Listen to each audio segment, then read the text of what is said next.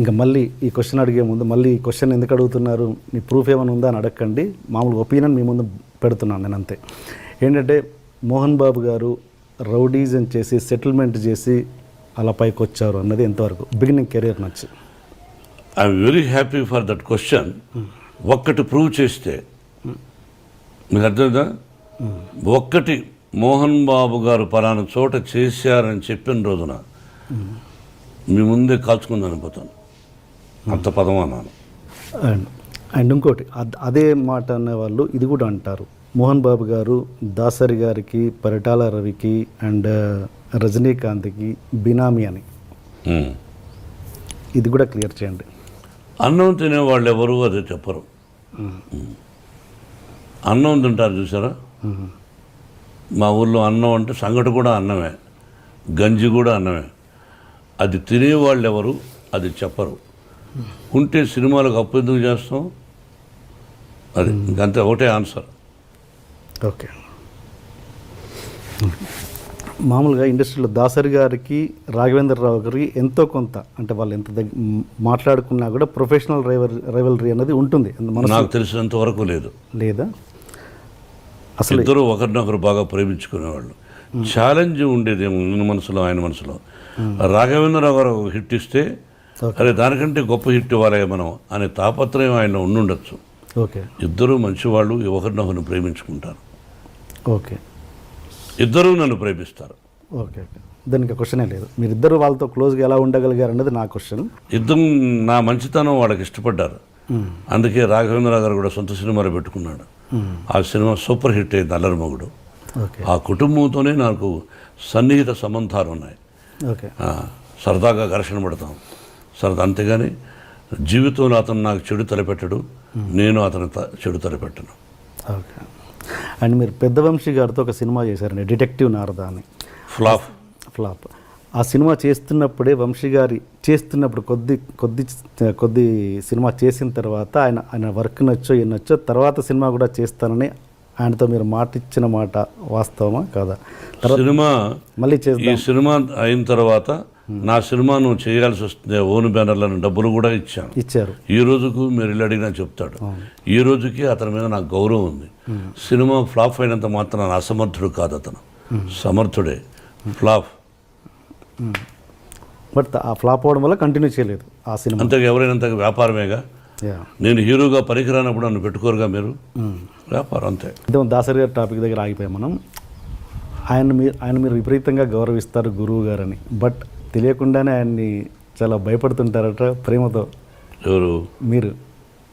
అంటే బిగినింగ్లో భయపడేవాడిని. మీరు భయపడ్డం కాదు, మీరే ఆయన భయపడేవారంట. లేదా? ఆయన ఎవరికి భయపడ్డు. నేనంటే ఆ ప్రేమతో అదే అట్లా. దాసనారాయణరావు గారు నాకు భయపడతారు అని ఆయన లేని టైంలో నన్ను మీరు అడగకూడదు, నేను చెప్పకూడదు. ఆయన ఉన్నప్పుడైతే ఆయన ముందుగానే చాలా విషయాలు చెప్పేవాడిని. ఆయన నాకు భయపడతారనే పదాన్ని ఇప్పుడు చెప్పకూడదు. మీన్స్ ప్రేమతో, అది సీరియస్ కాదు. నా ప్రేమకు భయపడచ్చు, అంతేగాని ఇస్ ఎ గ్రేట్ మ్యాన్. మీరు దాసరి గారు, రాఘవేంద్రరావు గారి ఇద్దరికి మార్కులు వేయాలంటే మీరు ఎవరికి వేస్తారు మీ సినిమాలలో? ఒక 0.5% అయినా. ఇద్దరు మేధావులే. దాసనారాయణ గారు ఆయనకాయన, రాఘవేంద్ర గారు ఆయనకాయన. ఇద్దరిలోనే ఎక్కువ ఫస్ట్ ఎవరంటే దాసనారాయణ గారు.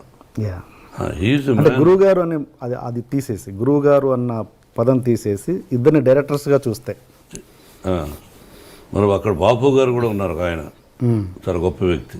అంటే మీరు ఇద్దరు ఎక్కువ వీళ్ళతో చేశారు కాబట్టి అడుగుతున్నాను. చేయడమే కాదు, అతి సన్నిహితుడు. అది నేను చెప్పడానికి కష్టం. నా వయసు, నా టాలెంట్ చాలుతూ. అండ్ వీళ్ళిద్దరిని పక్కన పెడితే, ఓకే బాపు గారు కూడా పక్కన పెడితే, ఇప్పుడున్న జనరేషన్లో అంటే మీరు చేసిన సినిమాలలో ఎవరు బెస్ట్ అనిపించవచ్చు? బెస్ట్ చెప్తారు మీరు. మీరు చేసిన అన్ని సినిమాలలో దాసరి గారు, రాఘవేంద్రరావు గారిని పక్కన పెట్టి, బాపు గారిని కూడా పక్కన పెట్టి వేరే ఒక డైరెక్టర్ పేరు చెప్పండి, మంచి బెస్ట్ డైరెక్టర్ అని. కేఎస్ఆర్ దాస్ గారు ఉండేవారు. ఓకే. అండ్ ఇప్పుడు యంగ్ జనరేషన్లో రవిరాజ పినిశెట్టి, కేఎస్ఆర్ దాస్ గారు అప్పుడు. ఆ జనరేషన్ తర్వాత Raviraja Pinisetty, B Gopal. S. And ఇప్పుడున్న యంగ్ జనరేషన్లో మీకు నచ్చిన డైరెక్టర్ ఫలానా డైరెక్టర్తో నాకు చేయాలని ఉంది అని మీకు ఏమైనా కోరిక? నాకెవరితోనూ చేయాలనే దురద లేదు. ఓకే. సో మీకు నచ్చిన ఇప్పుడు జనరేషన్ డైరెక్టర్స్ అందరూ ఇష్టమే, అందరినీ ప్రేమిస్తా, అందరినీ గౌరవిస్తా. ఇతని డైరెక్షన్లో నేను చేస్తే బాగుండు అని నేను ఎందుకు అనుకోవాలి? వాళ్ళకి నచ్చితే పెట్టుకుంటారు అంతే. ఓకే. అండ్ దాసరి గారు ఆయన చనిపోయినప్పుడు ఆయన కనీసం చూడ్డానికి కూడా రాని వాళ్ళ మీద మీ అభిప్రాయం ఏంటి? అది వాళ్ళ సంస్కారం, వాళ్ళ విజ్ఞత అంతే. మీరు ఎప్పుడు ప్రతి దాంట్లో ప్రతి స్టేజ్లో కావచ్చు, ప్రతి ఎక్కడైనా ఒక చిన్న ఫంక్షన్లో కావచ్చు, వన్ మ్యాన్ షోగా ఉండడానికి ఎక్కువగా ఇష్టపడతారు ఎందుకు? మీరే అంతా అన్నట్టుగా వన్ మ్యాన్ షోగా ఎక్కువ మీరు ప్రిఫర్ చేస్తారు ఎందుకు? మీరే ఎక్కువగా మాట్లాడాలనడానికి లేదా మీరే వన్ మ్యాన్ షోగా ఉండడానికి ఇష్టపడతారు? నాకు అర్థం కాదు ఆ ప్రశ్న. అంటే ఎక్కడ మీరు సపోజ్ ఎగ్జాంపుల్ చెప్తాను. మీరు ప్రతిదీ అందరిని అంటే మనకు ఎంతమంది గొప్ప వాళ్ళు ఆత్మీయంగా ఉండొచ్చు. సపోజ్ మీరు రజనీకాంత్ గారు ఆత్మీయులు, బట్ ఒక పబ్లిక్ ప్లాట్ఫామ్లో ఉన్నప్పుడు వాళ్ళని వాడు వీడు అని సంబోధిస్తుంటారు మీరు. అంటే మీకున్న చనువు అన్నది పబ్లిక్ చూపిస్తుంటారు. అది ఎంతవరకు కరెక్ట్ అన్నది నేను. ఎన్టీ రామారావు గారు మహానుభావుడు. ఒక ఫంక్షన్లో నేను చంద్రబాబు అంటుండేవాడిని. నన్ను మోహన్ బాబు అన్నా అనేవాడు. చంద్రబాబు నాయుడు గారు అని అన్నాను. ఓకే. నా దగ్గర వీడియో ఉంది. గబక్కన మైక్ లాక్కొని ఆయన ఆ వేదిక మీద నేను, దాసనారాయణ గారు, రజనీకాంత్, రాఘవేంద్రరావు ఉన్నారు, అల్లరిపల్లి సీతో. ఓకే. గబక్కన మైక్ లాక్కున్నాడు ఆయన. ఏమది కొత్తగా మీరు ఏదో గారు అంటున్నారు? అది కదన్నయ్య. ఏమది నన్ను ఎన్టీ రామారావు అనలేదు కదా, అన్నయ్య రామారావు గారు అన్నారు. ఏం వారుకున్న చదువు తప్పే ఉంది అన్నాడు. ఆయన అన్నాడని అలా కాదు, ఐ గివ్ రెస్పెక్ట్. ఎనీ ముఖ్యమంత్రి అయినా ఎవరైనా గౌరవిస్తాను. చంద్రబాబుని వాడు అని సంబోధించనే తప్పది. చంద్రబాబుని సంబోధిస్తారు. రజనీకాంత్కు నాకు ఇంకో అమరీష్ అని ఓకే మేమంతా స్నేహితులు కాబట్టి సహజంగా అది తప్పు అని అనడానికి మీరెవరు? వాడికి నాకు ఇష్టమైనప్పుడు, మా ఇద్దరికి ఇష్టమైనప్పుడు మీరెవరు? అంటే అసభ్య పదజాలం వాడినప్పుడు తప్పు. స్నేహపూర్వకంగా వాడు వీడు అని అంటే తప్పులేదు. రజనీకాంత్ నన్ను ఒకసారి దొంగనా కొడుకుడు అన్నాడు రామారావు గారిని పక్కన పెట్టుకుని. ఏది పబ్లిక్ ప్లాట్ఫామ్? పబ్లిక్లో. ఓకే. సరదాగా రామారావు గారు ఓరు పగలబడి వేడ ఆయన. అంటే అది సరదాగా వాడు అంటూ ఉంటాడు. వీ లవ్ అంత అది తప్పెట్టు అవుతుంది. అంటే ఇప్పుడు మీరు అన్నది మామూలుగా పబ్లిక్లో ఉన్నప్పుడు కాదు, పబ్లిక్ ప్లాట్ఫామ్లో అన్నాడా స్టేజ్ మీద? మేము ఫంక్షన్ చేస్తుంటే ఓకే సరదాగా అన్నాడు. నేను అది మర్చిపోయాం. మీరు అడుగుతున్నారు కానీ మేము ఆత్మీయులు సరదాగా మాట్లాడుకుంటూ ఉంటాం. ఓకే. ఓకే. అంటే ఇప్పుడు మీ గురువు గారైన దాసరి గారు కూడా మిమ్మల్ని నాకు తెలిసి స్టేజ్ మీద ఎప్పుడు వాడు వీడు అని సంబోధించలేదు ఆయన. ఒక సందర్భంలో ఎప్పుడైనా మోహన అని దాన్నే ఉంది. అలా ఆయన ఒరే అంటే సంతోషం నాకు. ఓకే. అంటే నేను మాట్లాడేది ఏంటంటే రాఘవేంద్ర గారు నన్ను సోదరా అంటాడు. అదే టాపిక్ వదిలేవాడిని గురించి మనం. ఓకే. ఓకే. ఓకే. అది ఇంకొకటి డైరెక్టర్స్ విషయానికి వస్తే రామ్ గోపాల్ వర్మ గారు, ఆయన ఎవరి మాట వినడు, మీరు అదే పరిస్థితి. ఇద్దరు కలిసి ఎలా ట్యూన్ అయ్యారు ఒక ప్రాజెక్ట్ రౌడీకి? రామ్ గోపాల్ వర్మ గారు ఎవరి మాట వినడనే సంగతి మీరు వాపసు తీసుకోండి అని ఎలా అనుకుంటారు? ఎవరి మాట వినండి. ఓకే. నేను కూడా ఎవరి మాట విన్నాను ఎట్లా అనుకుంటారు? వినదగు ఎవరు చెప్పిన రామ్ గోపాల్ వర్మ మదరు, సిస్టరు, వాళ్ళ నాన్నగారు, ఆ ఫ్యామిలీ నాకు బాగా ఇష్టం. నాకు సన్నిహితుడు ఆయన కుమారుడు. రామ్ గోపాల్ వర్మ డైరెక్షన్లో మేము రౌడీ చేసాం. We are successful. మేము పెట్టిన డబ్బు మాకు వచ్చింది. విపరీతమైన లాభాలు వచ్చినప్పుడు ఓహో అంటారు. More than that Ram Gopal Varma direction hats up to him, the greatest talented fellow. కాబట్టి ఎవరి మాట వినడం అనుకోవద్దు. మీ ఇద్దరం సబ్జెక్టులు కూర్చున్నప్పుడు అడిగేవాడు, నేను ఇలా చెప్పేవాడిని, నచ్చితే బాగుందనేవాడు, లేదా లేదులేండి అనేవాడు. ఓకే. ఆ వర్డ్ వాపస్ తీసుకుంటున్నాను. ఏది ఎవరి మాట వినడు కాదు, స్ట్రైట్ ఫార్వర్డ్ అంటే ముక్కుసూటిగా ఉంటాడు. తనకు నచ్చిందే చేస్తుంటారు. మీరు అంతే. అలాంటి వ్యక్తులు ఇద్దరు ట్రావెల్ చేస్తున్నప్పుడు ఎక్కడో క్లాష్ వస్తుంటుంది, అలాంటిది ఎప్పుడు మీ క్లాష్ రాలేదు, రాదు, రాబోదు. ఓకే. అండ్ ఒక హీరో మనకు సౌత్లో ఉన్నది ఏంటంటే ఒక హీరో కూతురు హీరోయిన్గా రావడం అన్నది ఫ్యాన్స్ ఒప్పుకోరు అన్నది ఒక చిన్న ఇది ఉంది, ప్రాబ్లం ఉంది. అది మీరు ఎంతవరకు ఎంకరేజ్ చేస్తారా చేయరా? ఫ్యాన్స్ ఒప్పుకోకపోతే ఆ అమ్మాయికి ఫస్ట్ పిక్చర్కి అవార్డులు వచ్చినాయి, శభాష్ అనిపించుకున్నది. అట్లా ఏమీ లేదు. హీరో కూతురు అంటే హీరో చాలా గొప్పవాడా? ప్రజల నుంచి వచ్చినడేగా. హీరో కొడుకులను ఎంకరేజ్ చేస్తారు, హీరో కూతురులను అంత ఎంకరేజ్ చేయలేదు ఫ్యాన్స్. మా విష్ణువర్ధన్ బాబును ఐపీఎస్ చదవమన్నాను. ఈజ్ ఇంజనీరింగ్లో first class student, national player ఆడాడు బాస్కెట్బాల్. విష్ణు తెలియదు, గొప్పలు చెప్పుకొని నేను. విష్ణు నేషనల్ ప్లేయర్గా ఆడాడు బాస్కెట్బాల్, జేఎన్టీ యూనివర్సిటీలో నెంబర్ 1 స్టూడెంట్, 95 94. మనోజ్ క్రికెట్ ఆడాడు, వీళ్ళు ఆడారు. మనోజ్ని నటుడు అనుకున్నాను, విష్ణుని ఐపీఎస్ చేద్దాము మంచి ఆఫీసర్ అనుకున్నా.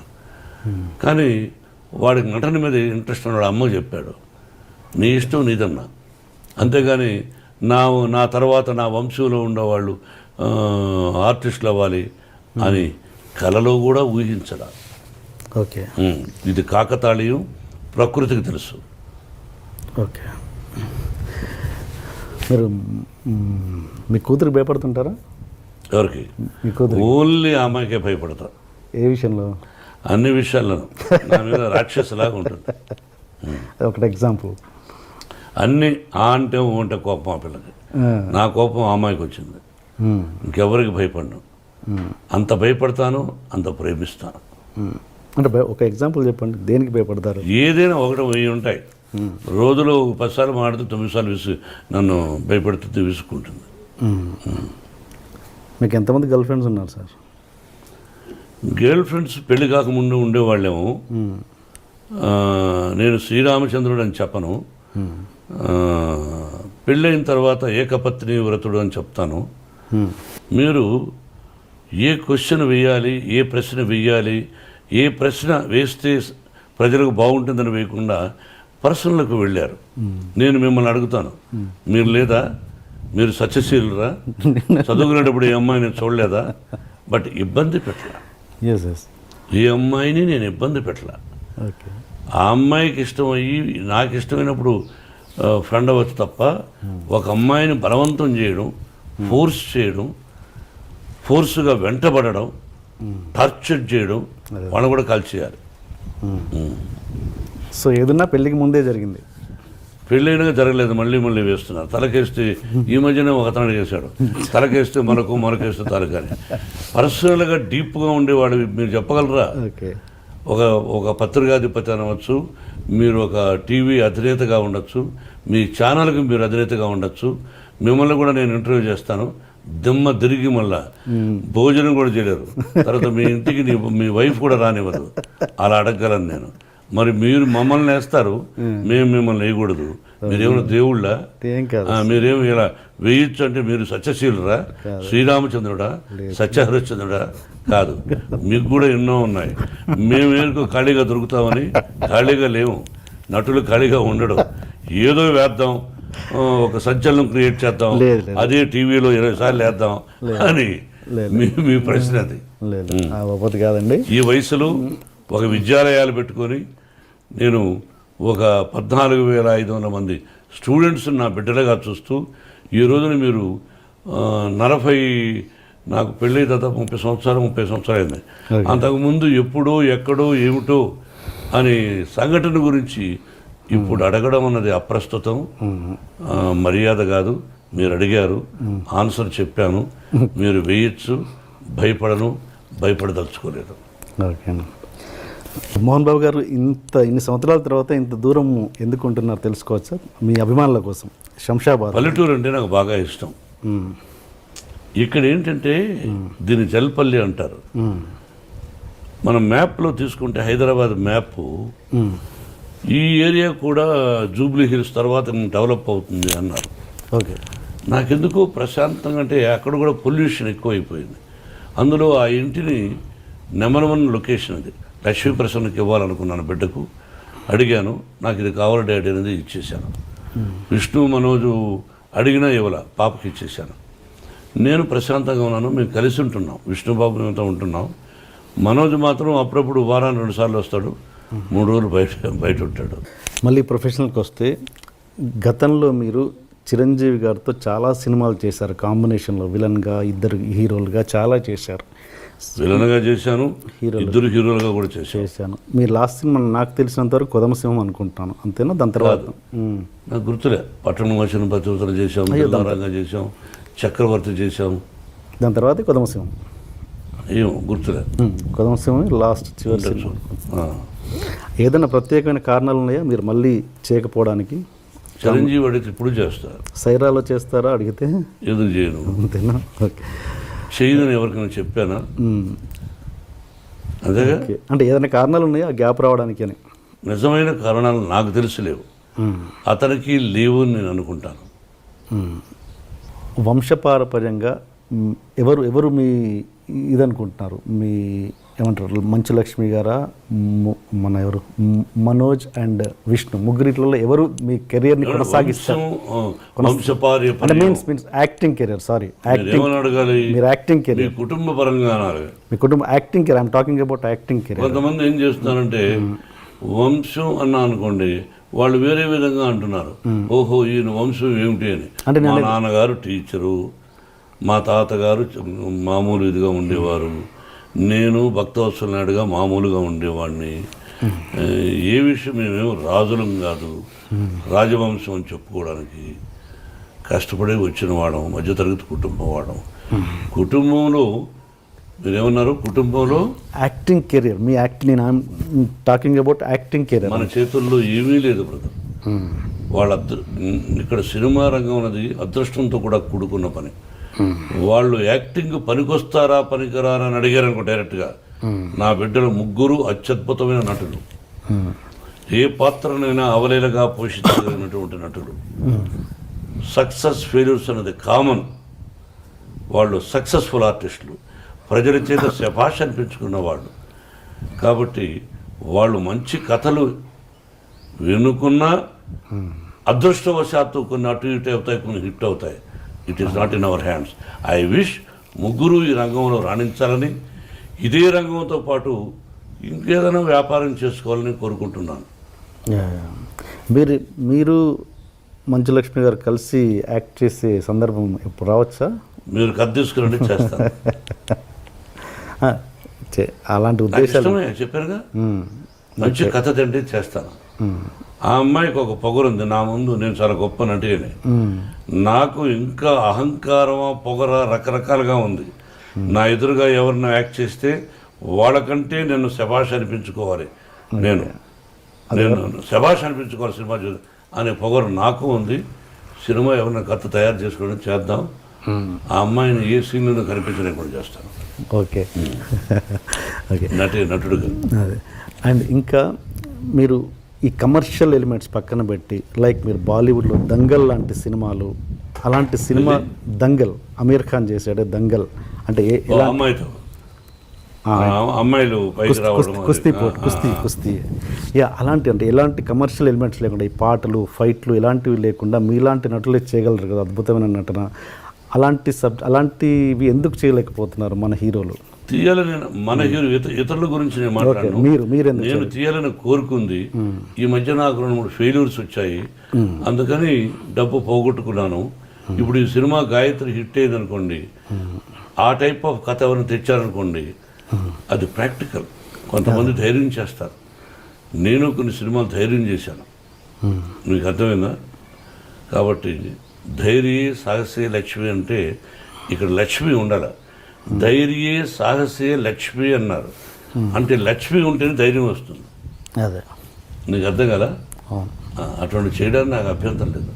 అండ్ ఇంకొకటి, ఇప్పుడు అవార్డ్స్ అనేవి డివైడ్ అయ్యాయి తెలంగాణ ఆంధ్రాకి, అది ఎంతవరకు కరెక్ట్?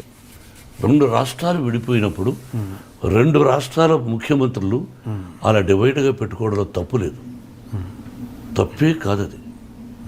తెలంగాణ రాష్ట్రానికి ఒక అవార్డు అని, వాళ్ళకు ఒక సింబల్ అని, ఆంధ్ర రాష్ట్రానికి ఒక సింబల్ అని అలా పెట్టుకొని చేసుకుంటే అది తప్పు కాదు.